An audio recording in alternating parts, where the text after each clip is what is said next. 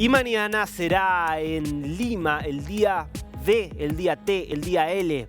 En concreto es el día de la tercera toma de Lima. Muy temido por la policía peruana, también temido por el gobierno de Dina Boluarte, por la posibilidad de que vuelvan a verse escenas caóticas, escenas de enfrentamientos violentos que terminen, bueno, quizás en incidentes similares a los que desencadenaron todas las investigaciones internacionales que hay hoy contra el gobierno de Dina Boluarte y toda la situación de zozobra y caos social que se vivió, sobre todo entre diciembre y enero, luego de la caída de Pedro Castillo y su fallido golpe de Estado. Bueno, de lo que esto implica, vamos a estar hablando justamente con Rubén Vargas, que es ex ministro del Interior de Perú. Rubén, ¿cómo le va? Lo saluda Darío Misraji.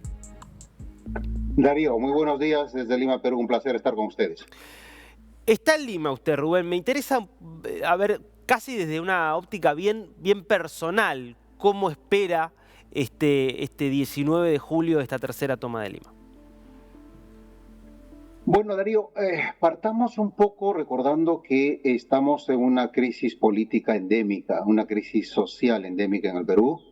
Los últimos 6 años hemos tenido 6 presidentes de la República y la actual presidenta Dina Boluarte es consecuencia de una sucesión constitucional, por supuesto, pero consecuencia de un fallido golpe de Estado, como bien has recordado. Tenemos un serio problema de representación política. Según las últimas encuestas, el 90% de la población de los peruanos rechaza al Congreso de la República. Más del 80% también de los peruanos rechaza a la actual gestión de la presidenta Dina Boluarte. Entonces los peruanos no nos sentimos representados ni con el Congreso ni con la presidenta Dina Boluarte. También, según las últimas encuestas, 8 de cada 10 peruanos opinamos de que la salida a esta crisis política actual es el adelanto de elecciones. Y precisamente lo que tú has llamado como tercera toma de Lima, que va a iniciarse el día de mañana, tienen como agenda principal esos puntos. Primero, la renuncia de la presidenta Dina Boluarte, el cierre del Congreso y la inmediata convocatoria a elecciones generales. También hay otros puntos, ya digamos vinculados a sectores que todavía apoyan al señor Pedro Castillo y exigen su libertad, inclusive su reposición, que a mí me parece eso básicamente imposible. Y otros puntos también que tienen que ver con la sanción a los responsables de las muertes que se produjeron en las marchas de fines de diciembre del 2022 y de enero del 2023. ¿Qué va a pasar a partir del día de mañana, del 19 de julio, como tú dijiste, que es el día de... Yo veo, Darío, que hay 2 escenarios principalmente. El primer escenario se va a presentar en Lima y allí las marchas de protesta contra el gobierno, contra el Congreso, ha trascendido a los organizadores o a los propósitos de esta tercera toma de Lima.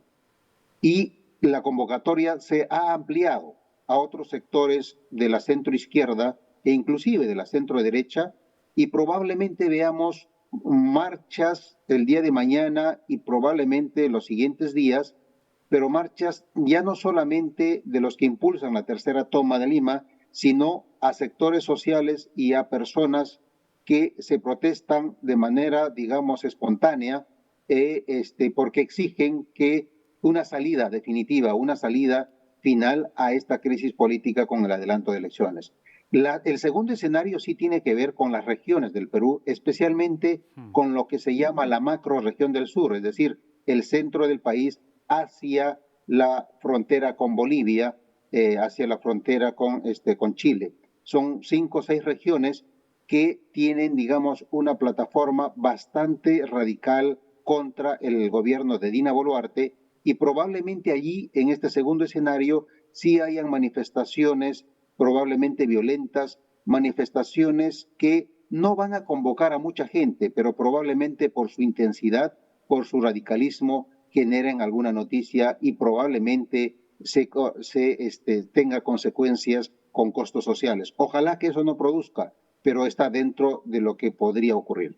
O sea, no le preocupa tanto lo que puede ocurrir en la capital, donde puede haber movilizaciones masivas, pero en su mayoría pacíficas.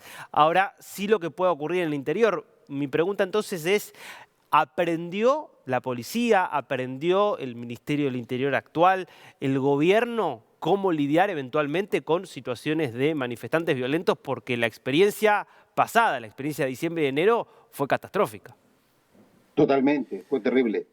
Según informes de la CIDH y de otros organismos internacionales, señalan como masacre o como claras violaciones a los derechos humanos y se está investigando como si fueran ejecuciones extrajudiciales. Y a tu pregunta, si la policía aprendió esa lección, en general, si las fuerzas del orden en el Perú aprendieron la lección, yo espero que sí.